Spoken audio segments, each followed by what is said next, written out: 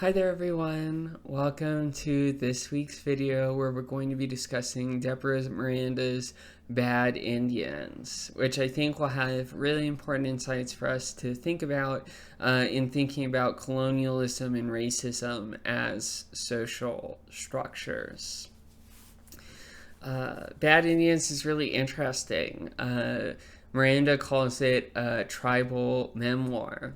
But in another way, we could think about it as a kind of big fourth grade project, right? You probably noticed if you've taken a look at the material that there are more pages assigned for this week than normal, 120.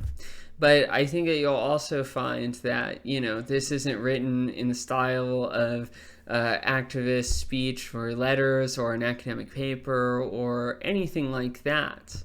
As I mentioned, it's modeled on an assignment that you would get in fourth grade in California, where you would have to do a mission unit, which was a sort of California history class project where you would examine the missions, the California missionary churches that would take on Native American youth and supposedly educate them. But it turns out that a lot of the education that would happen at these missionaries involved really, ultimately, I think, genocidal intent. The intent to eliminate Native American people's relationship to their own culture, their own people, their own language, and they were often rife with racist and sexist forms of abuse, right? So, if what you hear about about the California missions generally is going to reflect the sort of things that you would see in the California fourth grade mission project, here Miranda is going to try to give you something like, well, here's what that fourth grade project would be like if it could tell the truth. So it's a kind of collage almost of different genres, different perspectives, different points of view really on the same thing, which were the California missions. And so this allows Miranda to play a lot with form and perspective in a way that, as a philosopher, I think is really, really interesting. And it also, I think, underscores the concept of relationality that is really big in indigenous Native American philosophy. This idea is just the opposite of this Western European idea.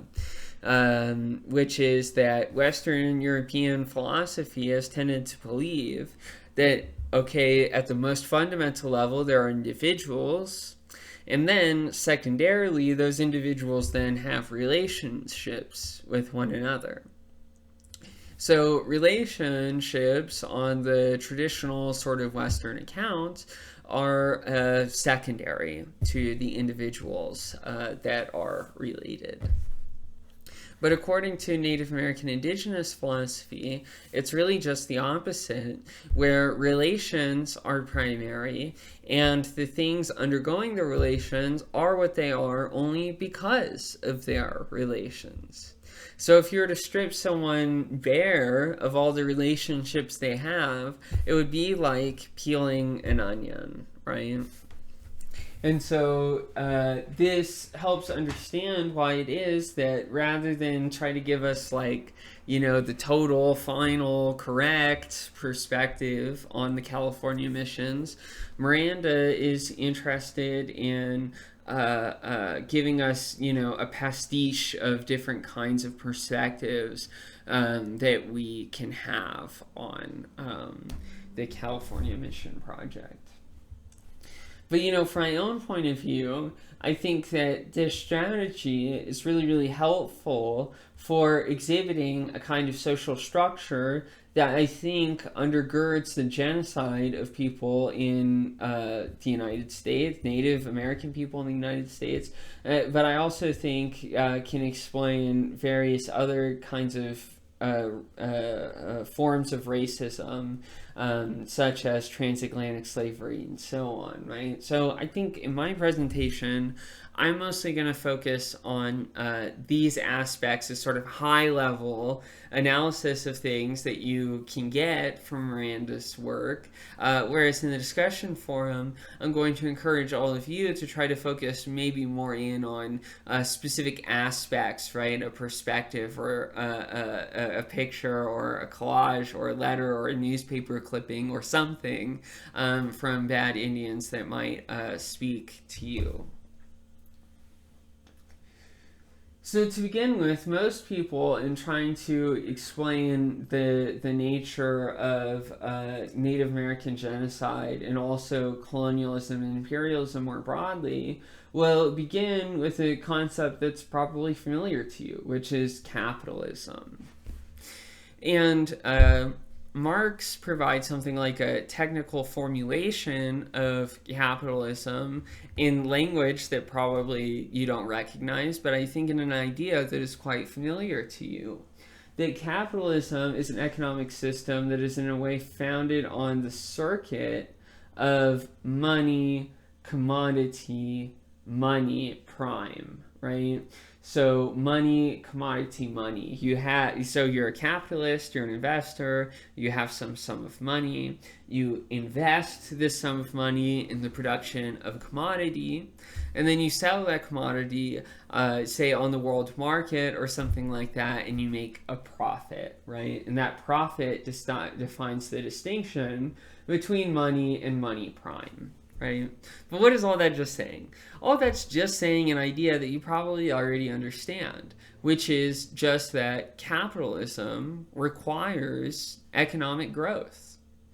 If you're a business, for example, you're expected to grow every year. And in fact, maybe every quarter of every year, right?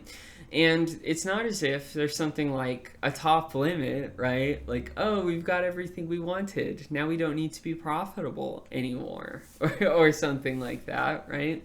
Businesses are always going to seek to be as profitable as possible because that's the functional role that they play within capitalism as an economic system.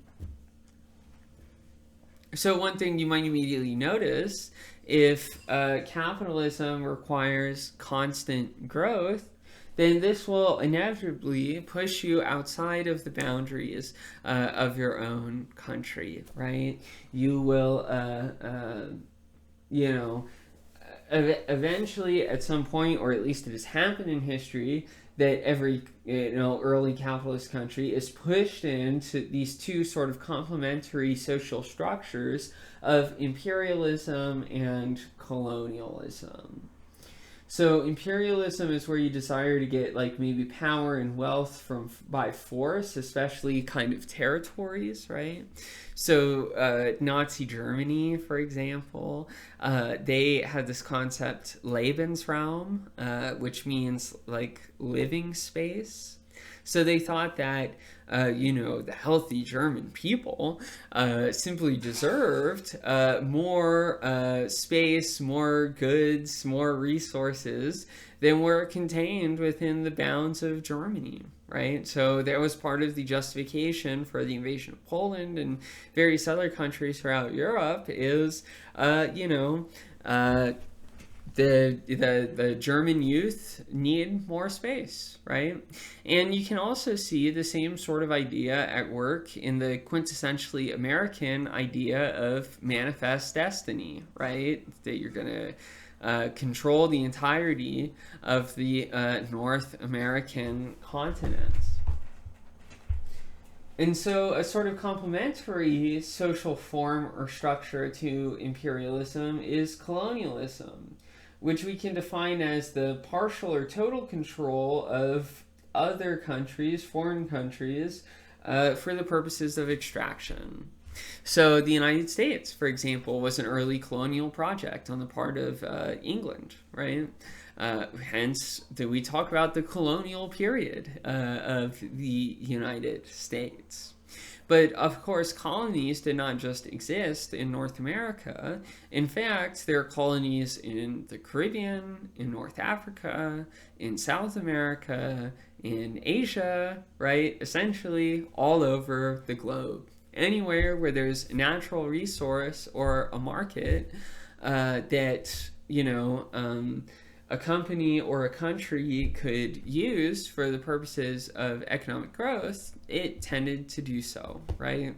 Hence, you have countries like the UK become a colonial superpower, right? That means that they had control over various foreign countries and exerted that control for the purposes of economic extraction and therefore ultimately economic growth. Hopefully, you can see how it is that these two kind of social structures of imperialism and colonialism run into a kind of problem. And that problem is generally known as the native population, right, of wherever they are. We're tending to focus our attention on the United States and to some degree California, but also the United States as a whole. And the way that things have turned out in the United States is genocide, right? Genocide was the way that oftentimes European powers decided to handle a native population whenever it came to their imperial and colonial endeavors. And the indigenous Native Americans are some of the worst sufferers of these strategies, right? And so, if you are aiming at controlling large swaths of land so as to control the resources in that land, perhaps to extract economically those resources, goods and services, and so on, right? Then your approach towards native populations will almost inevitably tend towards the development of the systematic annihilation of the native people. And of course, this takes various forms, right? We can roughly characterize these different dimensions of Native American genocide as economic extraction, the destruction of people, and the destruction of culture, right? So obviously, Miranda describes labor exploitation. Miranda describes how one way that you can extract economically from a group of people is criminalization. Rape is an example of where women are essentially extracted from colonies in order to meet the needs and demands of their colonial superpower, right? And the mission, what Miranda, I think, wants to say about mission education is that it fundamentally was an economic process for extracting as much labor, but also as a consumer, right, as possible from the Native American children that went through this system, right? And it's often quite violent, right? Often involves the destruction of large amounts of people. So Miranda talks about a lot of cases of abuse and trauma and torture and rape. Flogging, right, was a regular punishment in these forms of institution, right? And this ended up killing and maiming and torturing a large number of people, right? Those who were not deemed appropriate for maximal economic extraction, right? And this is reflected in the attempt to destroy indigenous Native American culture, right?